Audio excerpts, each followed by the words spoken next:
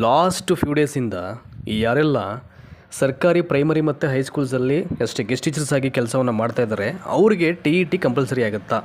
So within 2 ಡೇಸಲ್ಲಿ ಅಥವಾ 3 ಡೇಸಲ್ಲಿ ಸರ್ ಇಲಾಖೆಯಿಂದ ಯಾವುದೋ ಒಂದು ಆದೇಶ ಬರ್ತಾ ಇದೆಯಂತಲ್ಲ, ಈ ಗೆಸ್ಟ್ ಟೀಚರ್ಸ್ಗೂ ಟಿ ಇ ಟಿಯನ್ನು ಕಡ್ಡಾಯ ಮಾಡಲಿಕ್ಕೆ ಸಂಬಂಧಪಟ್ಟಾಗೆ ಅಂತ ಹೇಳ್ತಿದ್ದಾರೆ. ಏನದು?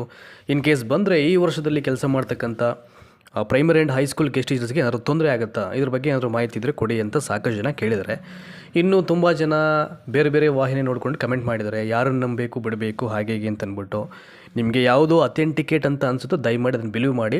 So maximum number of YouTube ಚಾನಲ್ಸನ್ನು ವಾಚ್ ಮಾಡಿದ್ರೆ ನಿಮಗೆ ಕನ್ಫ್ಯೂಸ್ ಡೆಫಿನೆಟಾಗಿ ಕ್ಲಿಯರ್ ಆಗಲ್ಲ. ಸೊ 1 or 2 ಚಾನಲ್ಸ್ ಮಾತ್ರ ಫಾಲೋ ಅಪ್ ಮಾಡಲಿಕ್ಕೆ ನೀವು ಪ್ರಯತ್ನ ಮಾಡಬೇಕಾಗತ್ತೆ. ಅಂದರೆ ಇದು ಒಂದು ವಿಚಾರ.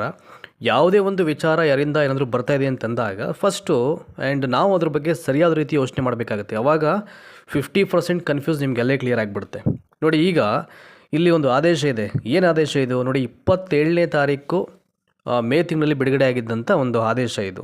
ಅಂದರೆ ಈ ಪ್ರಾಥಮಿಕ ಶಾಲೆಗಳಲ್ಲಿ ಕಾದಿರತಕ್ಕಂಥ ಗೆಸ್ಟ್ ಟೀಚರ್ಸನ್ನು ನೇಮಕ ಮಾಡಲಿಕ್ಕೆ ಸಂಬಂಧಪಟ್ಟ ಹಾಗೆ ನಿಮಗೆಲ್ಲ ನಂಬರ್ಸ್ ಗೊತ್ತಿದೆ. ಈಗ ಪ್ರೈಮರಿಯಲ್ಲಿ 40,000ಗೆ ಅದು ಕಾಲ್ಫರ್ ಆಗಿತ್ತು and at the same time ಹೈಸ್ಕೂಲ್ಗೆ 11,000, ಒಟ್ಟು 51,000.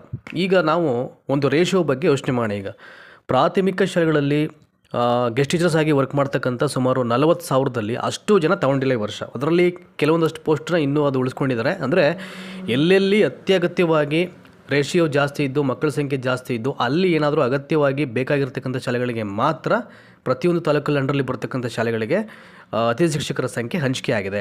ಸೊ 40ರಲ್ಲಿ ಒಂದು 35ರಿಂದ 38,000 ಮೊದಲ ಅವಧಿಗೆ ಈಗ ಅಪಾಯಿಂಟ್ ಮಾಡಿದ್ದಾರೆ ಅಂತ ಅಂದ್ಕೊಳ್ಳಿ. ಈಗ ಎಲ್ಲ ಅತಿಥಿ ಶಿಕ್ಷಕರನ್ನು ಪ್ರೈಮರಿಯಲ್ಲಿ ಆ 35ರಿಂದ 38,000ದಲ್ಲಿ ಅದನ್ನು ಉಳಿಕೆ ಬಿಡಿ, ಒಂದು 30,000 ಅಂತ ಅಂದ್ಕೊಳ್ಳಿ. ಈಗ 35ರಿಂದ 38,000ದಲ್ಲಿ ಒಂದು 28ರಿಂದ 30,000 ಜನ ಒಂದು ಟಿ ಇ ಟಿ ಎಕ್ಸಾಮನ್ನು ಪಾಸ್ ಮಾಡಿದ್ದಾರೆ ಅಂತ ಅಂದ್ಕೊಳ್ಳಿ. ಅಥವಾ ಇಲ್ಲ ಅಂದರೆ ಒಂದು 10,000ನೇ ಲೆಸ್ ಮಾಡಿಬಿಡಿ. ಈಗ 30ರಲ್ಲಿ ಒಂದು 20,000 ಜನ ಪ್ರೈಮರಿಯಲ್ಲಿ T E T exam pass ಮಾಡ್ಕೊಂಡಿದ್ದಾರೆ. ಇನ್ನು 10ರಿಂದ 15,000 ಜನ ಟಿ ಇ ಟಿ ಪಾಸ್ ಆಗಿಲ್ಲ. ಅವರು ಗೆಸ್ಟ್ ಟೀಚರ್ ಆಗಿ ವರ್ಕ್ ಮಾಡ್ತಿರೋದು ಒಂದು ರೇಷಿಯೋ, ಒಂದು 15ರಿಂದ 20,000 ಟಿ ಇ ಟಿ ಮಾಡದೆ ವರ್ಕ್ ಮಾಡ್ತಿರೋರು. ಆಯಿತಾ? ಇದು ಒಂದು number. Next and when it comes to ಹೈಸ್ಕೂಲಲ್ಲಿ 11,000 ಅಂತ ಹೇಳಿದರೆ ಅಷ್ಟು ಫುಲ್ಫಿಲ್ ಆಗಿಲ್ಲ. ಅದರಲ್ಲಿ 1,000 ಕಡಿಮೆ ಆಗಿರುತ್ತೆ.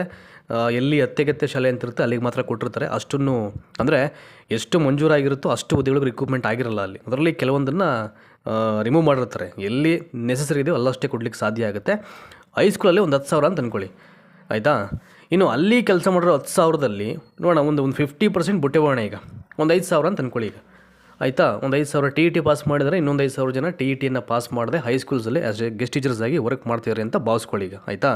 ಸೊ ಪ್ರೈಮರಿಯಲ್ಲಿ ಒಂದು 20,000 ಟಿ ಇ ಟಿ ಆಗಿರೋರು, ಒಂದು ಹೈಸ್ಕೂಲಲ್ಲಿ ಐ ಥಿಂಕ್ ಒಂದು 5,000 ಅಂತ ಒಂದು 25,000 ಆಯಿತು. ಟೋಟಲ್ಲು 50,000 ಒಂದು 50% ಬಿಟ್ಟೆ ಹೋಗೋಣ. ಈಗ ಒಂದು 25,000 ಜನ ಪ್ರೈಮರಿ ಮತ್ತು ಹೈಸ್ಕೂಲ್ ಇವೆರಡೂ ಕ್ಲಬ್ ಮಾಡಿ ಟಿ ಇ ಟಿ ಎಕ್ಸಾಮನ್ನು ಪಾಸ್ ಮಾಡ್ಕೊಳ್ಳದೆ ಈಗ ಕೆಲಸ ಮಾಡ್ತಿರ್ತಾನೆ ಅಂತ ಅಂದ್ಕೊಳ್ಳಿ. ಈಗ ಆಯಿತಾ? ಇನ್ ಕೇಸ್ ಏನಾದರೂ ನಿಮ್ಮ ಮಾತಿಗೆ ಬರ್ತೀನಿ, T E T exam compulsory ಆಗುತ್ತೆ ಅನ್ನಲಿಕ್ಕೆ ಸಂಬಂಧಪಟ್ಟಾಗೆ ವಿತಿನ್ 2 or 3 ಡೇಸಲ್ಲಿ ಅಥವಾ ಇವತ್ತೇ ಆದೇಶ ಬಂದರೂ ಇಮಿಡಿಯೇಟು ಹೆಂಗೆ ತೆಗಲಿಕ್ಕೆ ಸಾಧ್ಯ ಆಗುತ್ತೆ? ಆಯಿತಾ? 25,000 ಅತಿಥಿ ಶಿಕ್ಷಕರು ಹೊರಗಡೆ ಬಂದರೆ ಮಕ್ಕಳ ಶೈಕ್ಷಣಿಕ ಗುಣಮಟ್ಟ ಹೇಗೆ ಬಿಲ್ಡ್ ಆಗಲಿಕ್ಕೆ ಸಾಧ್ಯ ಆಗುತ್ತೆ? ಕುಂಠಿತ ಆಗುತ್ತೋ ಆಗಲ್ವೋ? ಶಾಲೆಗಳಿಗೆ ಅದರ ಹೊಡೆತ ಬೀಳುತ್ತೋ ಬೀಳಲ್ವೋ? ಆಯಿತಾ? ಇದು ಒಂದು. ಅಥವಾ ತುಂಬ ಜನ ಹೇಳಿದ್ದಾರೆ, I think T E T compulsory ಮಾಡಿದ್ರೆ ಒಳ್ಳೆಯದಾಗುತ್ತೆ, ಕರಪ್ಷನ್ ತೆಗಿಬೋದು, ಮತ್ತು ಈ ಕಂಟಿನ್ಯೂ ಮಾಡೋರನ್ನೇ ಮಾಡ್ತಾ ಇರ್ತಾರೆ, ಇವೆಲ್ಲ ಸಮಸ್ಯೆಗಳು ಬಗೆಹರಿಸಿದೆ, ಇವೆಲ್ಲವನ್ನು ಫಸ್ಟ್ ಮಾಡಬೇಕು ಇಲಾಖೆ ಅಂತ ಹೇಳಿದ್ರೆ it's a very good point. ಅದು ಎಲ್ಲರೂ ಅಕ್ಸೆಪ್ಟ್ ಮಾಡಿರ್ಬೇಕಂತ ಪಾಯಿಂಟ್. ಒಂದು ಏನಾಗ್ಬಿಟ್ಟಿದೆ ಅಂತಂದರೆ ಈಗ ಈ ಗೆಸ್ಟ್ ಟೀಚರ್ ರಿಕ್ರೂಟ್ಮೆಂಟ್ ಅಂದರೆ ಇಲ್ಲಿ ಲಾಟ್ ಆಫ್ ಇಶ್ಯೂಸ್ ಇರ್ತಿದೆ. ಇಲ್ಲಿ ಎಲ್ಲರಿಗೂ ಒತ್ತಡ ಇರ್ತಿದ್ದು, ತಮಾಷೆ ಇಲ್ಲ ಇದು. ಈ ನೇಮಕಾತಿ ಮಾಡಬೇಕು ಅಂತಂದರೆ ಒಂದು ಕಡೆ ಏನಾಗುತ್ತೆ, 5 to 10 ಇಯರ್ಸಿಂದ ಒಂದೇ ಶಾಲೆಯಲ್ಲಿ ಅವ್ರನ್ನ ಕಂಟಿನ್ಯೂ ಮಾಡ್ತಾ ಇರ್ತಾರೆ. ಸೊ ಅಂಥ ಕಡೆ HMs ಆಸ್ಪಿರೆಂಟ್ಸ್ಗೆ ಫೇವರ್ ಆಗಿರ್ತಾರೆ. ಮತ್ತೊಂದು ಕಡೆ ಏನಾಗುತ್ತೆ, ಅಲ್ಲಿರ್ತಕ್ಕಂಥ SDMs ಇವರು ಎತ್ಕಟ್ಬಿಡ್ತಾರೆ. ಆಯಿತಾ? ಇದು 1-2 ಶಾಲೆಗಳ ಕಥೆ ಅಲ್ಲ ಇದು. ನಾನು ಹೇಳುವಂಥದ್ದು, ನೀವೆಲ್ಲರೂ ಇದು ಎಲ್ಲ ಸಮಸ್ಯೆಯನ್ನು ಅನುಭವಿಸಿರ್ತಾರೆ ನೀವು. ಆಯಿತಾ? ಇವೆಲ್ಲ ನಾನು ಇನ್ಫಾರ್ಮೇಷನ್ ತೊಗೊಂಡೆ ನಿಮಗೆ ಟಾಕ್ ಮಾಡ್ತಿರುವಂಥದ್ದು. ಆಯಿತಾ? ಅವರೇ ಎತ್ಕಟ್ಬಿಟ್ಟು ಯಾಕೆ ಎವ್ರಿ ಇಯರ್ ಅವರೇ ತಗೋತೀರಾ, ಚೇಂಜ್ ಮಾಡಿ ಬೇರೆ ತಗೊಳ್ಳಿ, ಹೀಗೆಲ್ಲ ಎತ್ಕಟ್ತಾರೆ. ಆಮೇಲೆ ಇನ್ನೂ ಭಾಳ ಮುಖ್ಯವಾಗಿ ದುರಂತ ಏನು ಅಂತಂದರೆ, HM ಜೊತೆ ಕೆಲಸ ಮಾಡ್ತಕ್ಕಂಥ ಅಸಿಸ್ಟೆಂಟ್ ಟೀಚರ್ಸು ಅವ್ರ ಯೋಗ್ಯತೆಗೆ ಏನು ಮಾಡಬೇಕು, ಮಕ್ಕಳಿಗೆ ನ್ಯಾಯ ಒದಗಿಸಬೇಕು, ಏನೂ ಮಾಡ್ತಿರಲ್ಲ ಅಲ್ಲಿ. ಆಯಿತಾ? ಮನೆ 100 ಮೀಟ್ರ್ 200 ಮೀಟ್ರ್ ಪಕ್ಕ ಇರ್ತಿದೆ, ಅಲ್ಲಿಂದ ಬರೋಕ್ಕೆ ದೊಡ್ಡ ಸಂಕಟ ಅವ್ರಿಗೆ. ಆಯಿತಾ? ಅಲ್ಲಿ ಬಂದುಬಿಟ್ಟು ಟೈಮ್ ಪಾಸ್ ಮಾಡೋದು ಕೂತ್ಕೊಂಡು ಇವೆಲ್ಲ ಎಕ್ಸಾಂಪಲ್ಸ್ ನೋಡಿರ್ತಾರೆ. ಅಂದರೆ ಅವರು ಏನು, ಅವ್ರಿಗೆ ಬೇಕಾದವ್ರು ಫೇವರ್ ಮಾಡುವಂಥದ್ದು, ಒಬ್ಬರಿಂದ ಇನ್ನೊಬ್ಬರಿಗೆ ತಂದಾಕೋದು, ಜಗಳ ಮಾಡುವಂಥದ್ದು, ಇವೆಲ್ಲ ಕ್ವೈಟ್ ನಡೀತಾ ಇರುತ್ತೆ ಇದು. ಏಕೆಂದರೆ ಸರ್ಕಾರಿ ಶಾಲೆಗಳು ಬಾಗ್ಲು ಹಾಕೊಂಡು ಹೋಗಲಿಕ್ಕೆ ಬರೀ ಕೇವಲ ಕೆಲವೊಂದು ರೀಸನ್ಸನ್ನು ಮಾತ್ರ ಕೋಟ್ ಮಾಡಲಿಕ್ಕೆ ಸಾಧ್ಯ ಇಲ್ಲ. ಇವೆಲ್ಲ ರೀಸನ್ಸು ನಿಮಗೆ ಇಡೀ ಸ್ಕೂಲ್ ಅಟ್ಮಾಸ್ಫಿಯರ್ನ ಹಾಳು ಮಾಡ್ತಕ್ಕಂಥ ವಾತಾವರಣವನ್ನು ನಿರ್ಮಾಣ ಮಾಡ್ತವೆ. ಆಯಿತಾ, ಇದೊಂದು ಮಲಿನ ಇದು. ಈ ಕೆಟ್ಟ ಮನಸ್ಥಿತಿಗಳು ಎಲ್ಲಿವರೆಗೂ ಹೋಗಲ್ವೋ ಅಲ್ಲಿವರೆಗೂ ಶಾಲೆಗಳು ಉದ್ಧಾರ ಆಗಲ್ಲ. ಇನ್ ಕೇಸ್ ಸ್ಟ್ರೆಂತ್ ಜಾಸ್ತಿ ಇದ್ದರೂ ಒಂದಿಬ್ಬರು ಟೀಚರು ಪ್ರಾಮಾಣಿಕರಾಗಿರೋರು ಪಾಪ ಒಂದೊಂದು ಸಲ ಯಾರನ್ನಾದರೂ ಬಿ.ಎಡ್ ಆಗಿರೋರನ್ನ ಕರೆದುಬಿಟ್ಟು ತಮ್ಮ ಸ್ವಂತ ಜೇಬಿಂದ ಹಣ ಕೊಡ್ತಾರೆ. ಆಯಿತಾ, ಅಂದರೆ ಏನಂತಂದರೆ ಆದರೆ ಒಳ್ಳೇದು ಮಾಡಬೇಕು, ಆದರೆ ಯಾವುದೇ ಕಾರಣಕ್ಕೂ ಕೆಟ್ಟದಂತೂ ಯಾರಿಗೂ ಮಾಡ್ಲಿಕ್ಕೆ ಹೋಗ್ಬಾರ್ದು. ಇದು ಒಂದು ಪಾಯಿಂಟು. ಆಮೇಲೆ ಇನ್ನೊಂದು ಸಲ ಏನಾಗ್ಬಿಡುತ್ತೆ, ಪ್ರತಿ ವರ್ಷ ರೂಲ್ ಚೇಂಜ್ ಮಾಡುವಂಥದ್ದು. ಕಂಪ್ಲೀಟಾಗಿ ಒಂದು ಸಲ GPT ರಿಪೋರ್ಟ್ ತೋರಿಸ್ಬಿಡೋದು ಎಲ್ಲ ಹೈಸ್ಕೂಲ್ಸ್ ಅಂತ ಮತ್ತು ಗೆಸ್ಟ್ ಟೀಚರ್ಸ್ಗೆ ಇವರಿಗೆಲ್ಲ. ಮತ್ತೊಂದು ಕಡೆ PhD ಕನ್ನಡ ಅಂತ ತೋರಿಸ್ಬೋದು. ಮ್ಯಾಕ್ಸಿಮಮ್ ಈಗ B.A. ಅವರು ಹೆಚ್ಚಿನ ಮಟ್ಟದಲ್ಲಿ ದೊಡ್ಡ ಸಂಖ್ಯೆಯಲ್ಲಿ ಇರ್ತಾರೆ. ಇನ್ನೊಂದು ಮ್ಯಾಥ್ಸು ಸೈನ್ಸವರು ಇರ್ತಾರೆ. ಕೆಲವೊಂದು ಸಲ ಏನಾಗುತ್ತೆ, ಕೆಲವೊಂದು ಸ್ಕೂಲ್ಸಲ್ಲಿ ಈವನ್ ಮೆಥಡ್ ಇಲ್ಲದೆ ಇರತಕ್ಕಂಥ ಗೆಸ್ಟ್ ಟೀಚರ್ಸು ಸಾಕಷ್ಟು ವರ್ಷಗಳಿಂದ ಅಲ್ಲಿ ಕೆಲಸ ಮಾಡ್ತಾರೆ. ಅವ್ರನ್ನ ಕೇಳೋರು ಯಾರೂ ಇಲ್ಲ. ಒಂದೊಂದು ರೂಲ್ಸು ಏನಾಗುತ್ತೆ, ಪಾಪ ಅವರು ತುಂಬ ಚೆನ್ನಾಗಿ ಸ್ಕೂಲಲ್ಲಿ ನಡ್ಸ್ಕೊಂಡು ಹೋಗ್ತಕ್ಕಂಥ ಗೆಸ್ಟ್ ಟೀಚರ್ಸ್ ಬಗ್ಗೆ ಒಂದು ಒಳ್ಳೆ ಅವ್ರಿಗೆ ರೆಸ್ಪೆಕ್ಟ್ ಇರುತ್ತೆ. ಅಂಥ ಟೈಮಲ್ಲಿ ರೂಲ್ಸು ಅವ್ರನ್ನ ಐ ಥಿಂಕ್ ಒಂಥರ ಬ್ರೇಕ್ ಮಾಡಿಬಿಡುತ್ತೆ, ತಗೊಳ್ಳಿಕ್ಕೆ ಆಗಲ್ಲ ಅಂಥ ಟೈಮಲ್ಲಿ. ಇವೆಲ್ಲ ಸಿಚುವೇಶನ್ಸು ಸಾಕಷ್ಟು ಇರುತ್ತೆ. ಆ ಹಿನ್ನೆಲೆಯಲ್ಲಿ ಈಗ ಆನ್ಲೈನ್ ಮುಖಾಂತರವಾಗಿ ಕಾಲ್ಫರ್ ಮಾಡೋದು ಅದು ಸರಿಯೇ, TETಯನ್ನು ಕಂಪಲ್ಸರಿ ಮಾಡೋದು ಅದು ಸರಿಯೇ. ಆದರೆ ಇವೆಲ್ಲ ಮಾಡಿದ ಮೇಲೂ ಕರಪ್ಷನ್ಸು ಪೂರ್ಣ ಪ್ರಮಾಣದಲ್ಲಿ ಕಂಪ್ಲೀಟ್ ಆಗುತ್ತೆ ಅಂತ ಹೇಳಿಕ್ಕಾಗಲ್ಲ. ಒಂದಷ್ಟು ಕಡಿಮೆ ಆಗ್ಬೋದು ಅಕಾರ್ಡಿಂಗ್ ಟು ಮಿ, ಪೂರ್ಣ ಪ್ರಮಾಣದಲ್ಲಿ ಇದಾಗುತ್ತೆ ಅಂತ ಹೇಳಿಕ್ಕೆ ಬರಲ್ಲ. ಆಮೇಲೆ ಇನ್ನೊಂದು, ಈ ಮೊದಲು ಒಂದು ಫೇಕ್ ಸುದ್ದಿ ಹಬ್ಸಿದ್ಯಾರೋ, ಈಗ ಸರ್ಕಾರಿ ನೌಕರರ ಸಂಘದಿಂದ ಬಂದಂಥ ಒಂದು ವಾಟ್ಸಪ್ ಮೆಸೇಜಿಂದಾಗಿ ಒಂದಷ್ಟು ಗೊಂದಲ ಆಗಿದ್ರು ಸ್ಟಾರ್ಟಿಂಗಲ್ಲೆಲ್ಲ. TET ಕಂಪಲ್ಸರಿ ಆಗಿಬಿಡುತ್ತೆ ಆನ್ಲೈನ್ ಮುಖಾಂತರ ಅಪ್ಲಿಕೇಶನ್ ಅಂತ. ಆದರೆ ಅಫಿಷಿಯಲ್ ಸರ್ಕ್ಯುಲರ್ ಬಂದಾಗ ಅದ್ರ ಬಗ್ಗೆ ಯಾವುದೇ ಮಾಹಿತಿ ಇರಲಿಲ್ಲ. ಅದ್ರ ಬಗ್ಗೆ ನಾನು ನಿಮಗೆ ಕ್ಲಾರಿಟಿ ಕೊಟ್ಟಿದ್ದೀನಿ. ಆಯಿತಾ, ನಾನು ಸುಮ್ಮನೆ ಬ್ಲೈಂಡಾಗಿ ಏನೇನೋ ಹಿಂಗೆ ಆಗ್ಬಿಡುತ್ತೆ ಹಿಂಗೆ ಆಗುತ್ತೆ ಅಂತ ಹೇಳಲಿಕ್ಕೆ ಸಾಧ್ಯನೇ ಇಲ್ಲ. ಹಂಗೆ ನಾನು ಹೇಳಲಿಕ್ಕೆ ಹೋಗಲ್ಲ ನಾನು ಫಸ್ಟ್ ಆಫ್ ಆಲ್. ಅದಕ್ಕೆ ನಾನು ಬೇರೆ ಯಾವುದೇ ವಾಹಿನಿಯನ್ನು ಎಂಟರ್ಟೈನ್ ಮಾಡಲ್ಲ, ಯಾವುದೇ ವ್ಯಕ್ತಿಗಳ ಹೆಸರನ್ನ ಹೇಳಲಿಕ್ಕೆ ಹೋಗಲ್ಲ. ಆಯಿತಾ, ಸೊ ನಮ್ಗೆ ಮಾತ್ರ ಏನು ಪ್ರೂಫ್ ಇರುತ್ತೆ, the proof what we have, ಅದನ್ನು ಬೇಸಾಗಿಟ್ಕೊಂಡು ನಿಮಗೆ ಇನ್ಫಾರ್ಮೇಷನ್ ಕೊಡ್ತಕ್ಕಂಥ ಪ್ರಯತ್ನ ಅಷ್ಟೇ ಇದು. ಆಯಿತಾ, ಸೊ ನಾನು ಹೇಳೋದು ಈಗ ಭಾಳ ಸ್ವಾಗತ ಮಾಡಬೇಕಾಗಿರುತ್ತೆ ವಿಚಾರ ಇದು. TET ಕಂಪಲ್ಸರಿ ಆಗಿಬಿಡುತ್ತೆ ಹಾಗೆ ಹೀಗೆ ಅಂತ ಒಂದು 3-4 ದಿನದಲ್ಲಿ ಬರುತ್ತೆ ಅಂತ ಹೇಳ್ತಾ ಇದ್ದೀರಾ. ಅದು ಬರೋವರೆಗೂ ಗ್ಯಾರಂಟಿ ಇಲ್ಲ, ಅದು ಬರಬೇಕು, ಮಾಡಿದ್ರೆ ಭಾಳ ಒಳ್ಳೆಯದು. ಆಮೇಲೆ ಆ್ಯಂಡ್ ಇನ್ಕ್ಲೂಡಿಂಗ್ ಇನ್ನೊಂದು ವಿಚಾರದ ಇದ್ರ ಸಂಬಂಧಪಟ್ಟಾಗೆ ಏನದು, ಮಿನಿಮಮ್ ಪೇ ಸ್ಕೇಲ್ ಆ್ಯಕ್ಟಲ್ಲಿ 20,000 ಸಂಬಳ ಕೊಡೋಕ್ಕೆ ತಾಕತ್ತಿದೆಯಾ ಸರ್ಕಾರಕ್ಕೆ? ನಾನು ಇದನ್ನು ಪ್ರಶ್ನೆ ಮಾಡೋದು. ಈಗ ಮೈ ಓನ್ಲಿ ಕ್ವಶನ್ ಈಸ್, ಈಗ TETಯನ್ನು ಕಂಪಲ್ಸರಿ ಮಾಡ್ತಿದ್ದಾರಲ್ಲ, as per minimum pay scale act, ಅದು ಡಿಪಾರ್ಟ್ಮೆಂಟಿಂದ ಇದೆ. ಅದು ಆ ಆ್ಯಕ್ಟ್ ಪ್ರಕಾರವಾಗಿ 20,000 ಸಂಬಳ ಕೊಡೋಕ್ಕೆ ಇದಕ್ಕೆ ಗಟ್ಸ್ ಇದೆಯಾ ಗೌರ್ಮೆಂಟ್ಗೆ ಅಂತ? ಪ್ರೈಮರಿ ಅವ್ರಿಗೆ 20, ಹೈಸ್ಕೂಲ್ ಅವ್ರಿಗೆ 25 ಮಾಡಲಿಕ್ಕಾಗತ್ತಾ? ಆಗುತ್ತಾ ಇದು ಅಲ್ವಾ? ಈಗ PUC ಅವ್ರಿಗೂ ಮಾಡಿ ಆಗಿದ್ರೆ TET ಕಂಪಲ್ಸರಿನ ನಾನು ಇಲ್ಲಿ ಐ ಥಿಂಕ್ ಯಾವುದೋ ಒಂದು ವರ್ಗಕ್ಕೆ ಮಾತ್ರ ಫೇವರ್ ಆಗಿ ಟ್ಯಾಕ್ ಮಾಡಲಿಕ್ಕೆ ನಾನು ಇಷ್ಟಪಡಲ್ಲ. ನಮ್ಮದೇನಿದ್ರು ಅಂದರೆ ಸಮಾನತೆ ಮಂತ್ರವನ್ನು ಜಪಿಸಬೇಕು, ದಟ್ ಈಸ್ ವೆರಿ ಇಂಪಾರ್ಟೆಂಟ್, ಅದಾಗಬೇಕು. ಆಯಿತಾ, ಈ ಕಾನ್ಸ್ಟಿಟ್ಯೂಷನ್ನ ಮೂಲ ಆಶಯಗಳು, ಕಾಯ್ದೆ ಕಟ್ಟಳೆಗಳು ಕೇವಲ A4 ಪೇಪರ್ಲಿ ಪ್ರಿಂಟ್ ಆಗಿದ್ರೆ ಸಾಲದು. ಅದು ಪಾರದರ್ಶಕವಾಗಿ ಸರಿಯಾದ ರೀತಿಯಲ್ಲಿ ಪ್ರತಿಯೊಂದು ಇಲಾಖೆಗಳಲ್ಲೂ ಜಾರಿಗೆ ಬರಬೇಕು.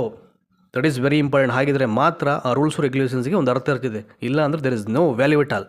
ಅಲ್ಲಿ ಪ್ರಿಂಟಾಗಿ ಬಿದ್ದಿರುತ್ತೆ. ಅಲ್ಲಿ ನೀವು ಯಾವುದೇ ಇಲಾಖೆ ನೋಡಿ ಚೇಂಜಸ್ ಇರಲ್ಲ, ಎಲ್ಲ ಕಾಪಿ ಪೇಸ್ಟ್ ಸರ್ಕ್ಯುಲರ್ಗಳು ಎಲ್ಲ ಬರುವಂಥದ್ದಕ್ಕೆ ಎಲ್ಲವೂ ಕೂಡ. ಹಾಗಾಗಿ ಇದು ನನ್ನ ಪ್ರಶ್ನೆ. ಆಮೇಲೆ ಇನ್ನೊಂದು ಹೇಳ್ಬಿಡ್ತೀನಿ, ಯಾರೂ ಗಾಬರಿ ಆಗ್ತಕ್ಕಂಥ ಅವಶ್ಯಕತೆ ಇಲ್ಲ. ಇನ್ ಕೇಸ್ TET ಕಂಪಲ್ಸರಿ ಆದರೆ ಈ ವರ್ಷ ಯಾರು ಆ್ಯಸ್ ಎ ಗೆಸ್ಟ್ ಟೀಚರ್ಸ್ ಆಗಿ ವರ್ಕನ್ನು ಮಾಡ್ತಾಯಿದ್ದಾರೋ ಅವ್ರಿಗೇನು ಹೊಡ್ತಾ ಬೀಳಲ್ಲ. ಅದು ಎಲ್ಲದಕ್ಕೂ ಕಂಡೀಷನ್ಸ್ ಇದ್ದೇ ಇರ್ತಿದೆ. ಏಕಾಏಕಿ ಹಂಗೆಲ್ಲ TET ಕಂಪಲ್ಸರಿ ಮಾಡಿಬಿಟ್ಟು ಈ ಕೆಲಸ ಮಾಡೋಣ ತೆಗೆಯೋಕ್ಕೆ ಸಾಧ್ಯನೇ ಇಲ್ಲ. 25,000 ಹೊರಗಡೆ ಬಂದುಬಿಟ್ರೆ ಅಲ್ಲಿ ಸ್ಕೂಲ್ ಶಾಲೆಗಳ ಗತಿ ಏನು? ಅಲ್ಲಿರೋ ಅಸಿಸ್ಟೆಂಟ್ ಟೀಚರ್ ಎಲ್ಲಿ ಪಾಠ ಮಾಡ್ತಾರೆ? ಈಗ ಎಲ್ಲೋ ತುಂಬ ಜನ, ಇಟ್ಸ್ ಅ ರೇರ್ ಕೇಸ್ ಅದು. ಒಂದು 3 ಜನ ಇದ್ದರೆ ಒಬ್ಬರು ಮಾಡ್ಬೋದು, 5 ಜನ ಇದ್ದರೆ ಇಬ್ಬರು ಮಾಡ್ಬೋದು, ಅಥವಾ 6 ಜನ ಇದ್ದರೆ ಒಂದು 3 ಜನ ಮಾಡ್ಬೋದು. ಇವೆಲ್ಲ ನಿಮಗೆ ಗೊತ್ತೇ ಇದೆ ಪ್ರಾಕ್ಟಿಕಲ್ ಆಗಿ. ಇದ್ರ ಬಗ್ಗೆ ನಾವೇನು ಹೇಳ್ತಕ್ಕಂಥ ಅವಶ್ಯಕತೆ ಇಲ್ಲ. ಹಾಗಾಗಿ ದಯಮಾಡಿ ಯಾರು ಏನೇ ಸುದ್ದಿಗಳನ್ನು ಕೊಟ್ಟರು, ಏನೇ ಹೇಳಿದ್ರು, ಲೆಟ್ ಇಟ್ ಬಿ ವೆರಿ ಪ್ರಾಕ್ಟಿಕಲಾಗಿ ಯೋಚನೆ ಮಾಡಬೇಕಾಗುತ್ತೆ. ಈಗ ಒಂದು 25,000 ಜನ ಪ್ರೈಮರಿ ಮತ್ತು ಹೈಸ್ಕೂಲ್ಸಲ್ಲಿ ನಾವು ಆವಾಗಲೇ ಕೊಟ್ಟಂಥ ನಂಬರ್ನ ಎಕ್ಸಾಂಪಲ್ ಆಗಿ ಇಟ್ಕೊಂಡ್ರೆ ನೀವು ಅಷ್ಟು ಜನ ತೆಗಿಯೋಕ್ಕೆ ಸಾಧ್ಯ ಆಗುತ್ತಾ? ನೀವೇ ಯೋಚನೆ ಮಾಡಿ.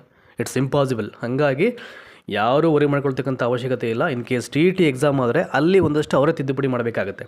ಸೊ ನೆಕ್ಸ್ಟ್ ಟರ್ಮಿಂದ ಯಾವ ಥರ ಅಪ್ಲಿಕೇಶನ್ ಹಾಕಬೇಕು, ಇಟ್ ಈಸ್ ಆನ್ಲೈನೋ ಆಫ್ಲೈನೋ, ಏನು ಎತ್ತ, ಯಾವ ಥರ ನೇಮಕಾತಿ ಪ್ರಕ್ರಿಯೆಯನ್ನು ಆರಂಭ ಮಾಡಬೇಕು, ಇದೆಲ್ಲದರ ಸಂಪೂರ್ಣವಾದ ವಿವರಗಳನ್ನು ಇಲಾಖೆಯಿಂದಲೇ ಬಿಡುಗಡೆ ಮಾಡಬೇಕಾಗತ್ತೆ. ಅದು ಭಾಳ ಪ್ರಮುಖವಾದದ್ದು. ಆಯಿತಾ, ಸೊ ಹಾಗಾಗಿ ಈಗಾಗಲೇ GPT ಎಕ್ಸಾಮನ್ನು ಫೇಸ್ ಮಾಡಲಿಕ್ಕೆ TETಯನ್ನು ಕಂಪಲ್ಸರಿ ಮಾಡಿದ್ದಾರೆ. ಇದೊಂದು ಅರ್ಹತಾ ಪರೀಕ್ಷೆ ಇದು. ಆಯಿತಾ, ಅದನ್ನು ಮಾಡಬೇಕು. Well and good. ನಂದು ಇದೇ ಪ್ರಶ್ನೆ ನೋಡಿ, ನನ್ನ ಪ್ರಶ್ನೆ ಸರಿಯಾಗಿದ್ದರೆ ದಯಮಾಡಿ ನಿಮ್ಮ ಅಭಿಪ್ರಾಯಗಳನ್ನು ಕಮೆಂಟ್ಸಲ್ಲಿ ವ್ಯಕ್ತಪಡಿಸಿ.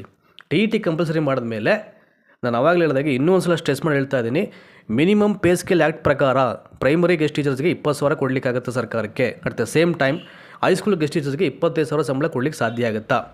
ಇದು ಯಾಕೆ ಸರ್ಕಾರ ಮಾಡೋಕ್ಕಾಗಲ್ಲ?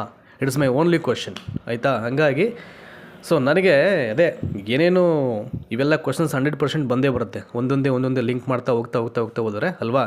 ನೀವು ಟಿಯನ್ನು ಕಂಪಲ್ಸರಿ ಮಾಡಿಬಿಟ್ಟು ಅದೇ ಸಂಬಳ 12,000 ಕೊಟ್ಟರೆ ಎಲ್ಲಿಗೆ ಸಾಲತ್ತೆ? ಅದು 12,000 ತಗೊಂಡು ಏನು ಮಾಡಲಿಕ್ಕಾಗತ್ತೆ? ಅದು ಅಲ್ಲದೆ ರೆಗ್ಯುಲರಾಗಿ ಸಂಬಳ ಆಗೋಲ್ಲ. ಇದು ದೊಡ್ಡ ಸಮಸ್ಯೆ. 3 ತಿಂಗಳಿಗೆ ಬಿಲ್ಲು, 4 ತಿಂಗಳಿಗೆ ಬಿಲ್ಲು, ಕೆಲವು ಕಡೆ ಔಟ್ ಆಫ್ ಡಿಸ್ಟಲ್ ಅಂತೂ ಪಾಪ ಅಲ್ಲಿ 5-6 ತಿಂಗಳಾದರೂ ಬಿಲ್ಲೇ ಮಾಡಲ್ಲ.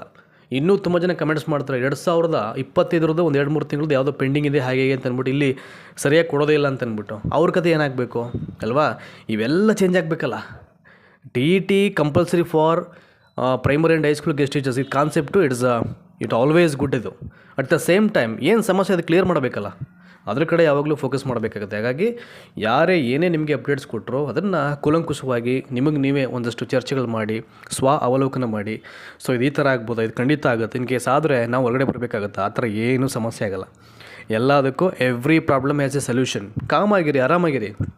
ಆಮೇಲೆ ಇನ್ನೊಂದು ಹೇಳ್ತೀನಿ ನಾನು, ಯಾವುದೇ ಕಾರಣಕ್ಕೂ ನಿಮ್ಮನ್ನು ನೀವು ಕೆಲವೊಂದು ಕೆಲಸಕ್ಕೆ ಮಾತ್ರ ಸೀಮಿತ ಮಾಡ್ಕೊಳ್ಬೇಡಿ. ಅದರಂಥ ಕೆಟ್ಟ ದುರಾಲೋಚನೆ ಇನ್ನೊಂದಿಲ್ಲ ಅಕಾರ್ಡಿಂಗ್ ಟು ಮಿ. ನೀವು ಲೈಫ್ ಲೀಡ್ ಮಾಡೋಕ್ಕಾಗಲ್ಲ. ಇವತ್ತಿನ ಒಂದು ಈ ಎಕ್ಸ್ಪೆನ್ಸಿವ್ ವರ್ಲ್ಡಲ್ಲಿ ನೋಡಿ, ಎಲ್ಲ ಬಿಲ್ಲು ಜಾಸ್ತಿ ಆಗ್ತಾಯಿದೆ. ಲೈಫ್ ಲೀಡ್ ಮಾಡೋಕ್ಕೆ ತುಂಬ ಕಷ್ಟ ಆಗ್ತಾಯಿದೆ. ಎವ್ರಿ ಮಂತು ಇಲ್ಲಿ ಸ್ಯಾಲ್ರಿ ಆಗೋಲ್ಲ. ಈ ಒಂದು ಹುದ್ದೆಯಲ್ಲಿ ನೀವು ವೆಯ್ಟ್ ಮಾಡಬೇಕಾಗತ್ತೆ. 2-3 ತಿಂಗಳು ಬಿಟ್ಟು ಬಿಲ್ ಮಾಡಿದಾಗ ಏನಾಗುತ್ತೆ, ನೀವೇ ಒಂದು 5,000-10,000 ಸಾಲ ಮಾಡ್ಕೊಂಡಿರ್ತೀರ. ಇನ್ನು ಬಿಲ್ ಮಾಡಿ ನಿಮ್ಮ ಖಾತೆಗೆ ಜಮೆ ಆದಮೇಲೆ ಅವ್ರಿಗೆ ದುಡ್ಡು ಕೊಡಬೇಕಾಗಿರುತ್ತೆ. ಇವೆಲ್ಲ ಲಾಟ್ ಆಫ್ ಇಶ್ಯೂಸ್ ಇದ್ದಿರ್ತಿದೆ. ಹಾಗಾಗಿ ದಯಮಾಡಿ ನಿಮಗೆ ಬೇರೆ ಏನೆಲ್ಲ ಮಾಡಲಿಕ್ಕೆ ಸಾಧ್ಯ ಎಲ್ಲ ಮುಜುಗರ ಅವಮಾನ ಬಿಟ್ಟು ಮಾಡಿ. ನಮಗೆ ಕೆಲಸ ಅಲ್ವಾ? ಯಾಕೆಂದರೆ ನಾವು ಕಳ್ತನ ಮಾಡಲ್ಲ, ಮತ್ತೊಂದು ಮಾಡಲ್ಲ. ನಮ್ಮ ಎಜುಕೇಷನ್ ಕ್ವಾಲಿಟಿಯನ್ನು ಯೂಸ್ ಮಾಡಿಕೊಂಡು ನಮ್ಗೆ ಇನ್ನೇನು ಬೇರೆ ಸ್ಕಿಲ್ ಇದೆ, ನಾನು ಇನ್ನೇನು ಬೇರೆ ಮಾಡಬಲ್ಲೆ ಈ ಒಂದು ಕೆಲಸದ ಜೊತೆಗೆ ಅದನ್ನು ಯೋಚನೆ ಮಾಡಬೇಕು. ನಾನು ತುಂಬ ಜನರಿಗೆ ಹೇಳಿದ್ದೀನಿ ಈಗಾಗಲೇ. ನಾನೇನು ನೀವು ಶಿಕ್ಷಕರಾಗಬೇಡಿ, ಬೇರೆ ಮಾಡಿ ಅಂತ ನಾನು ಹೇಳಲಿಕ್ಕೆ ಇಷ್ಟಪಡಲ್ಲ. ನೋಡಿ, ಡಿಪೆಂಡೆನ್ಸಿ ಕಡಿಮೆ ಆಗಬೇಕು, ಏಜ್ ಹೋಗ್ತಾ ಇರ್ತಿದೆ, ಆಯಿತಾ? ಹಾಗಾಗಿ the life is expensive.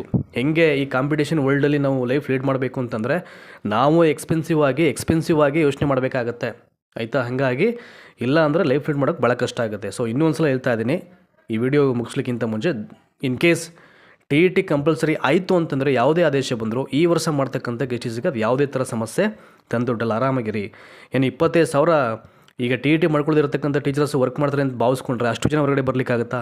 Impossible, ಸಾಧ್ಯನೇ ಇಲ್ಲ ಅದು. ಅವಾಗ ಎಷ್ಟು ಪ್ರೆಷರ್ ಆಗಿಬಿಡುತ್ತೆ ಗೊತ್ತಾ ಮತ್ತೆ ಇಲಾಖೆಗೆ, ಅವೆಲ್ಲ ಪ್ರಾಬ್ಲಮ್ ಆಗಿಬಿಡುತ್ತೆ.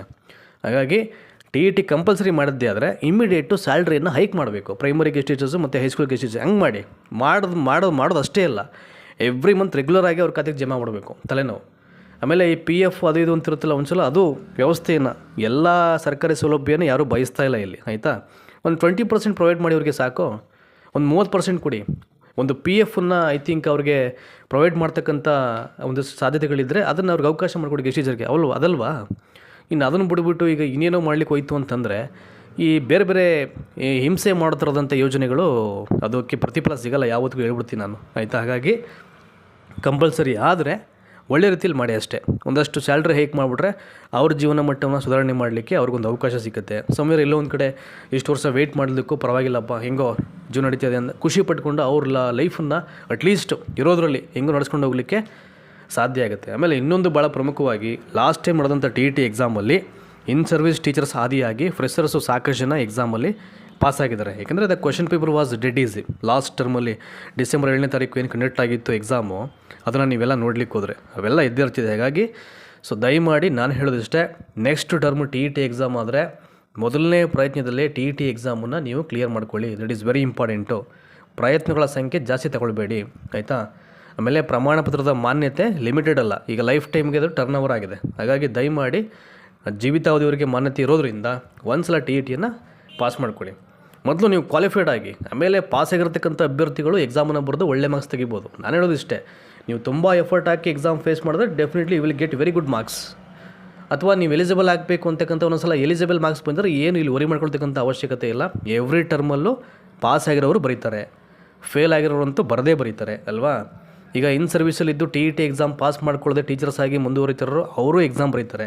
ಹಿಂಗೆಲ್ಲ ಇರ್ತಿದೆ. ಎಲ್ಲ ಅವಕಾಶಗಳು ಎಲ್ಲ ಕಾಲಕ್ಕೂ ಇದ್ದಿರ್ತಿದೆ. ಹಾಗಾಗಿ ಅದ್ರ ಕಡೆ ಫೋಕಸ್ ಮಾಡಿ. ಆ್ಯಂಡ್ ಇನ್ನೊಂದು ಸಲ ಹೇಳ್ತಾ ಇದ್ದೀನಿ, ಟಿ ಕಂಪಲ್ಸರಿ ಅಂತಕ್ಕಂಥ ಆದೇಶ ಬಂತು ಅಂತಂದರೆ ಇಮಿಡಿಯೇಟಾಗಿ ಈ ವರ್ಷ ಯಾರು ಗೆಸ್ಟ್ ಟೀಚರ್ಸ್ ಆಗಿ ಸೇವೆಯನ್ನು ಮಾಡ್ತಾಯಿದ್ದಾರೋ ಹೈಸ್ಕೂಲ್ಸ್ ಮತ್ತು ಪ್ರೈಮರಿಯಲ್ಲಿ ಅವ್ರಿಗೇನು ಸಮಸ್ಯೆ ಆಗೋಲ್ಲ. ಆರಾಮಾಗಿರಿ. ಹಾಗೆಲ್ಲ ಏಕಾಏಕಿ ತೆಗಿಯೋಕ್ಕೆ ಬರಲ್ಲ, ಆಯಿತಾ? ಇದು ನಿಮಗೆ ಗೊತ್ತಿರಲಿ. ಧನ್ಯವಾದ. ಇದಕ್ಕೆ ಸಂಬಂಧಪಟ್ಟ ಮಾಹಿತಿ ಬಂತು ಅಂತಂದರೆ ಅದ್ರ ಬಗ್ಗೆ ನಿಮಗೆಲ್ಲವನ್ನು ಹೇಳ್ತೀನಿ. ಮ್ಯಾಕ್ಸಿಮಮ್ ಸಬ್ಸ್ಕ್ರೈಬ್ ಮಾಡಿ. ಆಮೇಲೆ ನಮ್ಮ ವಾಹಿನಿಗೆ ದಯಮಾಡಿ ಎಲ್ಲರೂ ಒಂದು ಮೆಂಬರ್ಶಿಪ್ ಮಾಡ್ಕೊಳ್ಳಿ.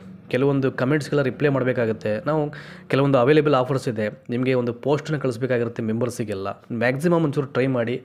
ನಾವು ಇಲ್ಲಿ ಕಷ್ಟಪಡ್ತಿರ್ತೀವಿ, ನಮಗೂ ಸಾಕಷ್ಟು ಇಂಟರ್ನೆಟ್ ಯೂಸೇಜ್ ಬೇಕಾಗಿರುತ್ತೆ. ಒಂದು ವಿಡಿಯೋ ಮಾಡಿ, ಅದನ್ನು ಅಲೈನ್ಮೆಂಟ್ ಮಾಡಿ, ಎಡಿಟಿಂಗ್ ಮಾಡಿ, ಸ್ಕ್ರೀನ್ ಪ್ರೆಸೆನ್ಸು ನಿಮಗೆ ಚೆನ್ನಾಗಿ ಕಾಣೋ ಥರ ಮಾಡಲಿಕ್ಕೆ ಇವೆಲ್ಲ ನಾವು ಸಾಕಷ್ಟು ಟೈಮನ್ನು ಮತ್ತು ಎಕ್ಸ್ಪೆಂಡಿಚರ್ ಸ್ಪೆಂಡ್ ಮಾಡ್ತಿರ್ತೀವಿ. ಇದೆಲ್ಲದರ ಮಾಹಿತಿ ನಿಮಗೆಲ್ಲ ಇರಲಿ. ಸೊ ಧನ್ಯವಾದ. Thank you so much.